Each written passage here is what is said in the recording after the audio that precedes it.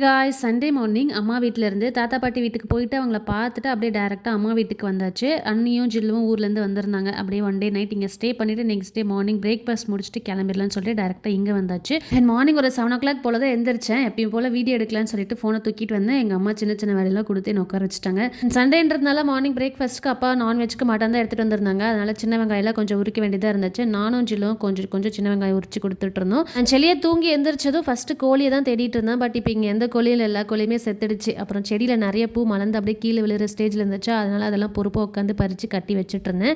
And morning பிரேக்ஃபாஸ்ட்டுக்கு எங்கள் அம்மா செம்ம சூப்பரான மட்டன் குழம்பும் பூரியும் செஞ்சு கொடுத்தாங்க. மாப்பிள்ளை சாருக்கு ஒரே குஷி, அவருக்கு பிடிச்ச காம்பினேஷனில் பிரேக்ஃபாஸ்ட் செஞ்சு கொடுத்ததும்.